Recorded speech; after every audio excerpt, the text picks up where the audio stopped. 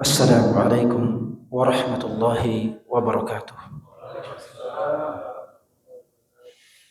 Alhamdulillahi rabbil alamin. Alhamdulillahi alladhi ja'ala fis samai buruja wa ja'ala fiha sirajan wa qamaran munira. Wa huwa alladhi ja'ala al-layla khilfatan liman arada an yadhakkara aw arada shukura. Thumma as-salatu was-salamu al-atamman al-akmalan ala nabiyyina wa habibina Muhammadin wa ala alihi wa ashabihi wa man tabi'ahum bi ihsanin ila yaumiddin, amma ba'd. Jemaah salat tarawih yang dimuliakan oleh Allah Subhanahu wa taala, pada kesempatan yang mulia ini, pada momen yang berkah ini, kita kembali beribadah kepada Allah Subhanahu wa taala dalam rangka mengimplementasikan sabda Rasulullah sallallahu alaihi wasallam, "Man qama ramadhana imanan wa ihtisaba, ghufira lahu ma taqaddama min dhanbihi." Siapa yang salat malam, konsisten salat malam pada bulan Ramadan dengan penuh keimanan dan keikhlasan, maka Allah akan mengampuni dosa-dosanya yang telah lalu. Semoga Allah Subhanahu wa taala menerima salat tarawih kita, menerima sedekah kita, menerima doa-doa kita, juga menerima puasa serta seluruh amalan yang kita lakukan. Pada suatu ketika, salah seorang sahabat Rasulullah sallallahu alaihi wasallam yang bernama Hakim ibn Hizam. Hakim ibn Hizam merupakan keponakan dari Khadijah, istri Rasulullah sallallahu alaihi wasallam. Suatu ketika beliau mendatangi Rasulullah sallallahu alaihi wasallam untuk menanyakan satu hal yang sangat urgen. Pada saat itu beliau sudah berusia 60 tahun. Beliau sudah berusia 60 tahun. Dan pada saat itu beliau baru saja masuk Islam. Beliau masuk Islam di usia 60 tahun, lalu kemudian hidup setelah itu 60 tahun. Kata Al-Imam Al-Zahabi rahimahullah, beliau hidup dalam kekafiran 60 tahun dan hidup dalam keimanan 60 tahun. Berarti usianya 120 tahun. Ketika beliau masuk Islam pada usia 60 tahun, beliau mendatangi Rasulullah sallallahu alaihi wasallam. Kemudian bertanya kepada Rasulullah, "Ya Rasulullah, ara'aita asya'a kuntu atahannathu biha fil jahiliyah min sadaqatin wa ataqatin wa silati rahimin, ayakunu li fiha ajrun?" Wahai Rasulullah, saya sekarang sudah masuk Islam, sudah keluar dari kekufuran, dari kemaksiatan, dari kejahiliaan menuju keislaman dan ketaatan. Tetapi wahai Rasulullah, pada saat saya masih menjadi tukang maksiat, pada saat saya masih menjadi orang yang durhaka kepada Allah, saya memiliki amalan-amalan baik.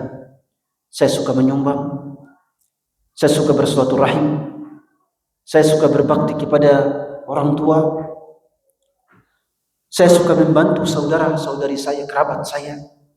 Apakah amalan baik saya saat saya menjadi orang kafir, saat saya menjadi tukang maksiat, saat saya berada dalam masa kejahiliaan, apakah amalan-amalan baik yang saya lakukan pada saat itu Allah tetap tulis sebagai sebuah pahala kebaikan bagi saya? Maka Rasulullah sallallahu alaihi wasallam menjawab, aslamta ala ma salafa min khair. Wahai Hakim, engkau masuk Islam, engkau telah bertobat kepada Allah dengan turut serta membawa amalan-amalan kebaikan yang Anda lakukan pada saat engkau belum masuk Islam, pada saat engkau belum berserah diri kepada Allah Subhanahu wa taala. Hadis ini diriwayatkan oleh Al-Imam Al-Bukhari rahimahullah dalam kitabnya As-Sahih. Hadis ini para jemaah sekalian menunjukkan luasnya rahmat Allah Subhanahu wa taala kepada orang-orang yang beriman. Luasnya rahmat dan kasih sayang Allah kepada orang-orang yang beriman. Bayangkan ketika dia bertobat kepada Allah, seluruh dosanya langsung dihapus oleh Allah Subhanahu wa taala. Bertobat sungguh-sungguh, menyesali perbuatan dosa yang dia lakukan, bertekad untuk menjauhi dosa yang pernah ia lakukan, seluruh dosanya akan diganti oleh Allah Subhanahu wa taala. Ada amalan-amalan baiknya yang pernah ia lakukan, itu tetap akan tertulis di sisi Allah sebagai sebuah kebaikan. Ini merupakan keluasan rahmat dan kasih sayang Allah kepada orang-orang yang beriman. Dosanya diampuni, dihapus, tapi amalan-amalan baiknya yang sebelumnya Allah tidak menghiraukannya begitu saja, tidak. Allah tetap tulis sebagai amalan kebaikan. Bahkan dalam surah Al-Furqan, di akhir surah Al-Furqan, Allah Subhanahu wa taala menyebutkan salah satu keluasan rahmatnya yang tidak bisa kita bayangkan. Ketika Allah menyebutkan tiga dosa yang paling besar, yang tidak ada dosa yang lebih besar daripada ketiganya. Di akhir surah Al-Furqan, "Walladzina yad'una ma'allahi ilahan akhar wa la yaqtuluna an-nafsa allati harrama Allah illa bil haqq wa la yaznun wa man yaf'al dhalika yalqa athama yudha'af lahu al-'adzabu yawm al-qiyamati wa yakhlud fihi muhana." Allah mengatakan bahwa di antara tanda-tanda orang bertakwa tidak berbuat kesyirikan, lalu tidak melakukan pembunuhan dan tidak melakukan perzinahan. Ini tiga dosa yang sangat besar. Tidak ada dosa yang menandingi tiga dosa. Yang pertama kesyirikan, yang kedua pembunuhan, yang ketiga perzinahan. Dalam hadis Ibnu Mas'ud radhiyallahu anhu dalam Sahih Al-Bukhari dan Muslim juga disebutkan ketika dia bertanya kepada Rasulullah terkait dengan dosa yang paling besar, Rasulullah mengatakan syirik, lalu kemudian pembunuhan, lalu kemudian perzinahan. Dari perzinahan lebih besar dosanya dibandingkan daripada riba. Walaupun riba tentunya lebih besar dosanya, sangat besar dosanya. Riba sangat besar dosanya.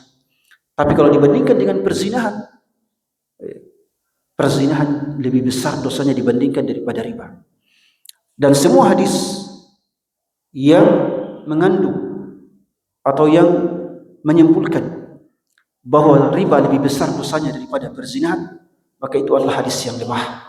Sebagaimana dalam beberapa hadis bahwa riba itu memiliki 70 pintu, dan pintu riba yang paling ringan adalah berzina dengan ibu kandung. Hadis ini adalah hadis yang sangat lemah, tidak bisa dijadikan dalil. Tetap saja bahwa zina merupakan dosa yang sangat besar dan lebih besar dibandingkan daripada riba, walaupun riba tentunya merupakan dosa yang sangat besar. Ketika Allah menyebutkan tiga dosa ini, dia kemudian mengatakan siapa yang melakukan salah satu dari tiga dosa ini, maka Allah akan lipat gandakan azabnya dalam neraka. Lalu Allah menyebutkan keluasan rahmatnya. Keluasan rahmatnya hatta kepada orang-orang yang berbuat kesyirikan, yang melakukan pembunuhan, pembegalan, yang melakukan perzinahan. Allah masih menerima taubat mereka. Begitulah keluasan rahmat Allah kepada orang-orang beriman. Allah berfirman, "Illa man taba wa amana wa 'amila 'amalan shalihan fa ulaika yubaddilu Allahu sayyi'atihim hasanat wa kana Allahu ghafurur rahim." Kata Allah, kecuali orang-orang yang bertobat, beriman, lalu beramal dengan amalan kesolehan. Bertobat lalu istiqamah di atas kesolehan. Allah mengatakan mereka ini dosa-dosa yang telah mereka lakukan sebelumnya, Allah ubah menjadi pahala-pahala. Kata para ulama, walaupun sebelumnya dia memperoleh gunung-gunung dosa, ketika dia bertobat dan istiqamah, maka gunung-gunung dosa tersebut diubah oleh Allah menjadi gunung-gunung pahala. Ini sekaligus menegaskan bahwa rahmat Allah Subhanahu wa taala sangatlah luas kepada kita orang-orang yang beriman.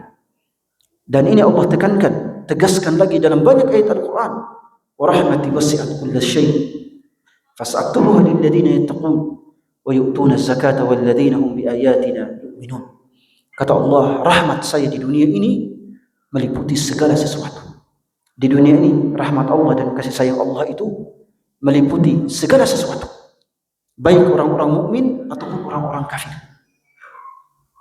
Sebagaimana yang disebutkan dalam hadis Abdullah ibnu Mas'ud radhiyallahu anhu dalam Musnad Ahmad, Inna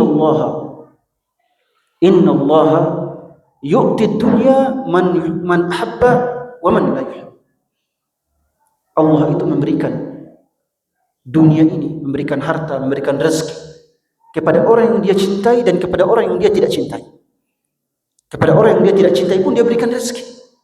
Itu merupakan keluasan rahmat Allah di dunia. Tapi ingat, fasa'aktubuha lilladzina yattaquna wa yu'tuna zakah walladzina hum biayatina yu'minun. Tapi ingat, kata Allah, akan tetapi rahmat yang khusus berupa keimanan, berupa pahala kebaikan, berupa kebahagiaan, Allah hanya berikan kepada orang-orang yang bertakwa, membayar zakat, dan beriman kepada ayat-ayat Allah Subhanahu wa Ta'ala. Ini sebagai petunjuk dari Allah bahwa kalau kita ingin mendapatkan rahmat Allah sebagai seorang mukmin, bukan hanya rahmat dunia, rahmat akhirat berupa keimanan, istiqamah di atas ketaatan, maka kita harus bertakwa. Dalam artian takwa di sini adalah hubungan kita dengan Allah harus baik, dan kita harus menjaga hubungan kita dengan sesama manusia yang dalam ayat ini disimbolkan dengan zakat. Zakat adalah interaksi terbaik antara seorang hamba dengan hamba yang lain. Tentunya di sana kemudian ada sedekah, ada turunannya sedekah, ada hadiah, ada akhlak yang baik. Karena untuk mendapatkan rahmat Allah, kita harus mengumpulkan kerajinan dalam bentuk ibadah dan kemuliaan dalam bentuk akhlak. Jadi kita ini ingin mendapatkan rahmat Allah, harus rajin beribadah dan harus berakhlak mulia. Inilah yang menjadi tujuan utama kita berpuasa. Tujuan utama kita berpuasa adalah bertakwa kepada Allah. Tapi takwa itu punya dua unsur. Yang pertama adalah rajin beribadah, dan yang kedua adalah berakhlak mulia. Dua. Tentunya unsur terbesarnya adalah melakukan ketaatan dan menjauhi larangan. Tapi ini sangat luas, tidak bisa kita jangkau dengan sekedar akal kita. Tapi kalau disederhanakan bahwa takwa itu adalah rajin beribadah dan berakhlak mulia, maka itu sangat mudah untuk kita paham. Dalam artian, kalau ibadah Ramadan kita, amalan-amalan Ramadan kita hanya menyasar ibadah tapi tidak menyasar kemuliaan akhlak, kita keluar dari Ramadan cuma ibadah saja yang membuat kita rajin, tapi akhlak kita tidak meningkat, akhlak kita tetap seperti biasanya, tetap buruk, maka kita belum meraih tujuan amalan Ramadan itu sendiri. Karena takwa itu memiliki dua unsur, rajin beribadah dan berakhlak mulia. Siapa yang rajin beribadah tapi akhlaknya buruk, dia belum dianggap sebagai orang yang bertakwa sampai mengumpulkan dalam dirinya dua ini. Oleh sebab itu, untuk mendapatkan rahmat Allah yang seluas-luasnya, seorang mukmin harus mengumpulkan dua ini dalam dirinya. Rajin beribadah kepada Allah dan berakhlak mulia, berakhlak mulia. Keluasan rahmat Allah Subhanahu wa Ta'ala terdapat juga dalam bulan Ramadan. Kenapa? Karena Ramadan ini Allah tidak berikan kepada umat 24 rasul sebelum kita. Ibadah Ramadan ini, bulan Ramadan ini Allah tidak anugerahkan kepada umat 123.000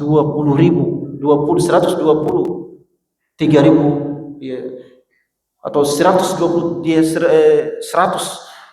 ribuan para nabi dan rasul. Allah tidak anugerahkan mereka bulan Ramadan. Bulan Ramadan Allah hanya anugerahkan kepada umat Islam. Di dalamnya ada pelipat gandaan pahala, di dalamnya ada Lailatul Qadar. Apalagi pelipat gandaan pahala. Ini rahmat Allah khusus untuk orang-orang muslim, untuk kita kaum muslim. Umat-umat terdahulu, kalau mereka beramal dengan satu amalan, maka mereka akan diberikan satu kali sholat pahalanya cuma satu. Tapi umat Islam, satu kali sholat, pahalanya dilipat gandakan menjadi 10. Umat-umat terdahulu, kalau mereka bersedekah 1000, balasannya cuma 1000. Kita umat Islam tidak, bersedekah 1000, balasannya 1000 dikali 700. Sebagaimana Allah sebutkan dalam surah Al-Baqarah, "Matsalul ladzina yunfiquna amwalahum fi sabilillahi kamathali habatin ambatat sab'a sanabila fi kulli sunbulatin mi'atu habbah." Umat-umat terdahulu berpuasa cuma diberikan satu pahala. Tapi kita kaum muslimin, ketika kita berpuasa, Allah Subhanahu wa taala memberikan pahala tanpa ada batasan. Pahala puasa kita ini unlimited. Tidak ada batasannya, hanya Allah yang tahu. Sebagaimana dalam hadis Bukhari dan Muslim dari hadis Abu Hurairah, "Kullu amali ibni Adam al-hasanatu bi asyri amthaliha." Kata Allah, "Illa as-shaum fa innahu li wa ana ajzi bihi." Ya, dalam hadis qudsi Allah berfirman, setiap amalan anak Adam dilipat gandakan 10 kali lipat menjadi 700 kali lipat, kecuali puasa, kata Allah. Puasa itu kata Allah tidak dilipat gandakan dari 10 sampai 700 kali lipat. Kenapa? Karena kata Allah itu khusus untukku dan saya sendirilah yang akan memberikan pahala puasa itu untuknya. Apa maknanya? Kata para ulama, maknanya adalah bahwa pahala puasa unlimited, tidak ada batasannya. Ini kekhususan bagi kaum muslimin, sekaligus rahmat Allah yang paling besar bagi kita kaum muslimin. Ya. Di antara rahmat Allah yang paling besar bagi kaum muslimin adalah bahwa mereka meskipun berada di akhir zaman, tapi mereka akan menjadi orang yang pertama-tama masuk ke dalam surga Allah Subhanahu wa taala. Kenapa Allah memuliakan kita kaum muslimin? Karena umat-umat terdahulu, para jemaah sekalian, tidak memiliki rintangan besar dalam beribadah kepada Allah. Untuk beriman itu rintangannya sedikit pada zaman dahulu. Memang ada Fir'aun, ada Namrud, ada pemerintah yang zalim yang memaksa untuk kafir, tapi tantangannya tidak terlalu banyak. Adapun umat di akhir zaman, kita kaum muslimin sekarang, tantangan kita untuk taat itu sangat berat. Tantangan kita untuk taat sangat berat. Maka pahala kita dilipat gandakan juga oleh Allah. Maka kita juga dimuliakan oleh Allah di atas umat-umat sebelum kita. Makanya dalam hadis Al-Imam Al-Bukhari, beliau meriwayatkan bahwa kaum Yahudi itu laksana orang yang beramal dari pagi sampai zuhur, dan mereka diberikan pahala 1 gunung pahala. Adapun orang Nasrani, mereka beramal dari zuhur sampai asar dan diberikan dengan 1 gunung pahala. Adapun kaum muslimin adalah seperti orang yang beramal dari asar sampai maghrib dan pahala mereka 2 gunung pahala. Ya. Mereka, amalan mereka ringkas, tidak lama, tapi pahalanya sangat besar. Kenapa? Karena tantangan kita dalam beramal soleh di akhir zaman ini lebih besar, lebih berat dibandingkan daripada tantangan umat-umat terdahulu. Oleh sebab itu, para jemaah sekalian, marilah kita semua selalu merenungi, menghayati rahmat Allah yang Dia berikan kepada kita semua. Karena rahmat Allah yang paling besar kepada kita semua adalah keimanan. Dalam hadis Abdullah bin Mas'ud tadi yang kita sebutkan, Allah memberikan dunia ini, rezeki ini kepada orang yang Dia cintai dan kepada orang yang Dia tidak cintai. Tetapi ingat, kata Rasulullah, Allah hanya akan memberikan keimanan, ketaatan, sikap istiqamah. Allah hanya memberikan ini semua kepada orang yang Dia cintai. Maka berbahagialah orang yang istiqamah dalam keimanan, istiqamah dalam ketaatan, karena itu merupakan pertanda bahwa ia benar-benar dicintai oleh Allah. Dan siapa yang dicintai oleh Allah, maka dia akan hidup bahagia di dunia dan di akhirat. Jemaah sekalian yang dimuliakan oleh Allah Subhanahu wa taala, itulah rahmat Allah Subhanahu wa taala yang sangat luas bagi kaum yang beriman. Maka marilah kita pada Ramadan ini menjemput rahmat Allah itu. Memang Ramadan adalah bulan rahmat, tapi rahmat dalam bulan Ramadan tidak diperoleh dengan sekedar duduk-duduk, dengan sekedar tidur-tidur. Tidak. Rahmat dalam bulan Ramadan kita harus jemput dengan banyak beribadah kepada Allah dan banyak berakhlak mulia. Karena tujuan Ramadan cuma 2 ini, rajin beribadah dan berakhlak mulia. Seluruh amalan Ramadan cuma berkisar pada dua ini, rajin beribadah dan berakhlak mulia. Semoga Allah Subhanahu wa taala menerima amal ibadah kita semua, memberikan kita semua pahala yang sebesar-besarnya, juga memberikan pahala kita kepada kedua orang tua kita. Allahumma inna nas'aluka al-huda wat tuqa wal afafa wal ghina. Allahumma ighfir lana wa liwalidina warhamhum kama rabbawna shighara. Allahumma hab lana min azwajina wa dhurriyyatina qurrata a'yun waj'alna lil muttaqina imama. اللهم لا تزغ قلوبنا بعد إذ هديتنا وهب لنا من لدنك رحمة إنك أنت الوهاب. اللهم تقبل منا صيامنا وقيامنا ودعاءنا وركوعنا وسجودنا وتضرعنا يا أرحم الراحمين. ربنا آتنا في الدنيا حسنة وفي الآخرة حسنة وقنا عذاب النار. سبحان ربك رب العزة عما يصفون والسلام على المرسلين والحمد لله رب العالمين. وصلى اللهم وسلم على نبينا حبيبنا محمد وعلى آله وصحبه أجمعين. والسلام عليكم ورحمة الله وبركاته.